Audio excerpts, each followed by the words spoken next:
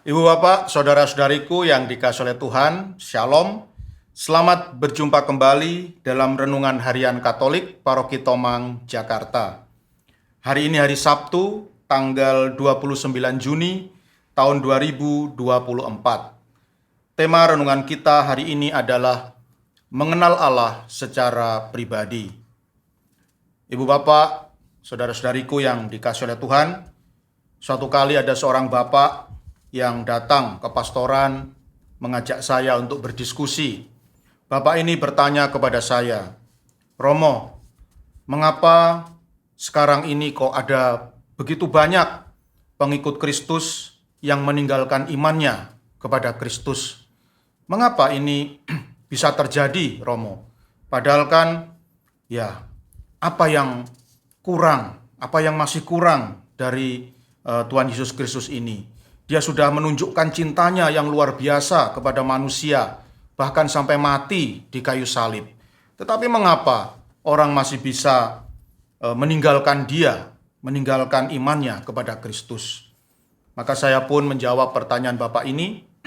Saya menjawab, karena mereka itu tidak punya pengenalan pribadi, pengenalan yang pribadi akan Yesus Kristus.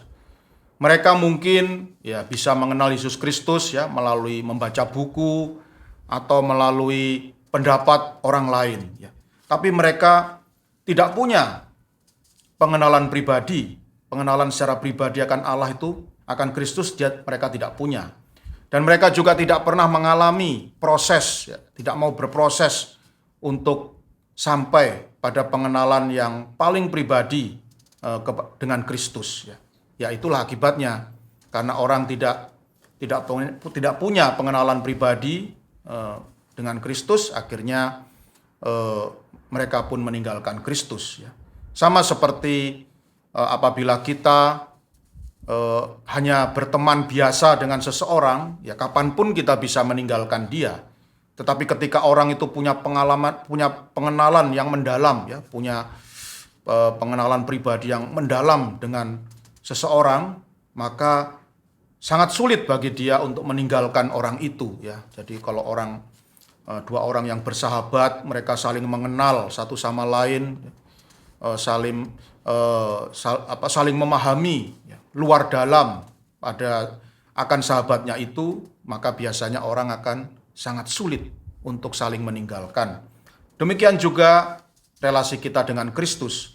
Ketika kita sungguh-sungguh mengenal Kristus secara pribadi, kita mengenal Kristus luar dalam, maka kita pun akan sulit untuk meninggalkan dia. Lalu Bapak ini pun bertanya kepada saya, "Lalu Romo, kalau begitu bagaimana caranya supaya saya bisa memiliki pengenalan pribadi akan Kristus?" Maka saya pun berkata kepada Bapak ini, begini, "Saya punya satu cara. Di dekat kapel kita itu ada ruang adorasi, Bapak, dan coba Bapak luangkan waktu, coba Bapak luangkan waktu untuk masuk ke dalam ruang adorasi, lalu Bapak duduk di situ, hening, tenang, dan coba Bapak merenungkan seluruh hidup Bapak, mulai dari lahir sampai hari ini. Coba renungkan apa saja rahmat dan berkat yang sudah Bapak terima dari Tuhan. Coba kalau perlu Bapak bawa notes, kalau perlu Bapak bawa buku catatan dan alat tulis, lalu catatlah rahmat-rahmat, berkat-berkat yang telah diberikan Allah selama hidup Bapak, mulai lahir sampai hari ini.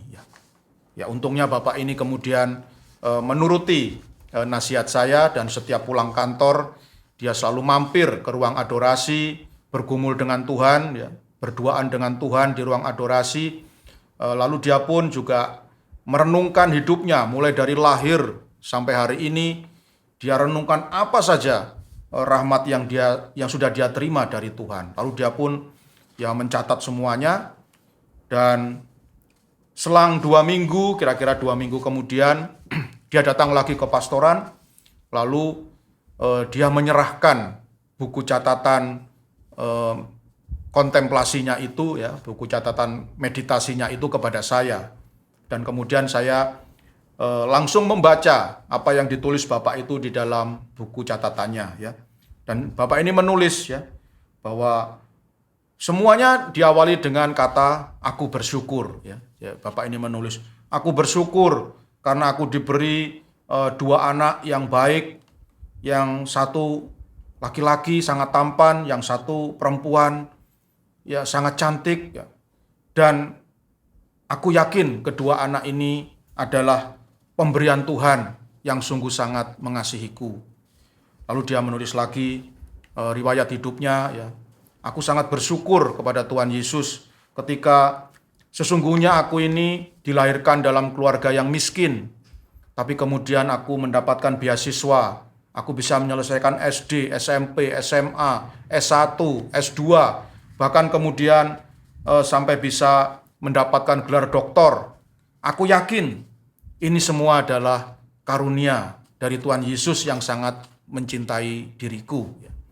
Lalu dia juga menulis, ya, waktu aku baru lulus S1, mencari pekerjaan itu sulitnya setengah mati. Tetapi kemudian aku diterima di sebuah perusahaan asing yang sangat bonafit. Dan aku bekerja sampai hari ini, dan pekerjaan ini memberikan penghasilan yang sangat besar untukku dan untuk keluargaku. Aku yakin bahwa pekerjaan yang sangat bagus ini adalah pemberian dari Tuhan Yesus kepada diriku. Dan mungkin kalau saya bacakan sekarang, ya mungkin acara renungan ini nggak akan selesai ini, ya, karena bukunya sangat tebal dan di situ dia menulis semua rahmat Tuhan, ya, rahmat Tuhan Yesus yang sudah diberikan kepadanya. Ya, dia bisa jalan-jalan ke Amerika, ke Prancis, Inggris, ke tembok besar di Tiongkok, ya, kemana-mana, Thailand, Vietnam, ya, dia tulis satu persatu, semuanya itu karena kasih karunia Tuhan Yesus. Dia bisa sehari bisa makan 3 kali dan berkecukupan, semuanya karena kasih karunia Tuhan Yesus. Lalu di akhir buku itu, di halaman terakhir dia menulis satu kalimat yang sangat besar, kesimpulan dari seluruh proses kontemplasinya. Dia menulis dengan huruf yang sangat besar, Kristus adalah penjamin hidupku. Ya, Kristus adalah penjamin hidupku. Nah, itulah kesimpulan dari kontemplasi Bapak ini. Dan dia mengatakan, sudah Romo, terima kasih Romo atas nasihat Romo. Saya sudah 2 minggu bergumul dengan Tuhan, saya sudah berkontemplasi, dan akhirnya benar kata Romo, saya sekarang pengenalan pribadi saya akan Kristus boleh semakin mendalam. Dan inilah kesimpulan saya tentang Tuhan Yesus Kristus, bahwa dia adalah penjamin hidup saya. Dia adalah penjamin hidupku. Selama aku dekat dengan Tuhan Yesus Kristus, tidak mungkin aku hidup menderita. Ibu bapak, saudara-saudariku yang dikasihi oleh Tuhan, dalam Injil Matius bab 16 ayat 13 sampai 19 yang dibacakan dalam perayaan Ekaristi hari ini, dikisahkan tentang Tuhan Yesus yang bertanya kepada para muridnya tentang siapakah anak manusia itu, ya. Tuhan Yesus menggunakan kalimat kata orang, siapakah anak manusia itu? Ya, jadi Tuhan Yesus bertanya kepada para murid, ya, kata orang, siapakah dirinya itu, ya? Kata orang, siapakah diriku? Ya, kata orang, siapakah anak manusia itu? Dan ketika Tuhan Yesus bertanya kata orang, maka dengan lancar murid-murid ini menjawab pertanyaan Tuhan Yesus, ya. Ada yang mengatakan bahwa dirinya itu adalah tidak lain dari Yohanes Pembaptis, ya, yang muncul kembali di tengah-tengah manusia. Ada yang mengatakan bahwa anak manusia itu adalah Elia, ya, yang juga muncul kembali di tengah-tengah manusia. Ada yang mengatakan Yeremia, ya, atau salah satu dari para nabi, ya, yang lahir kembali di tengah masyarakat, ya. Dan itulah jawaban-jawaban para murid ketika Tuhan Yesus menggunakan pertanyaan, menggunakan kalimat kata orang, ya, orang dengan lancar, ya. Sebagaimana kita kalau ditanya tentang siapakah Tuhan Yesus Kristus itu, ya, kalau kita ditanya kata orang, ya, atau menurut buku ini, menurut buku itu, mungkin kita juga bisa menjawab dengan lancar, ya. Tetapi itu bukan pengetahuan yang berasal dari pengenalan pribadi kita, ya. Maka ketika Tuhan Yesus bertanya kepada para murid dengan kalimat yang berbeda,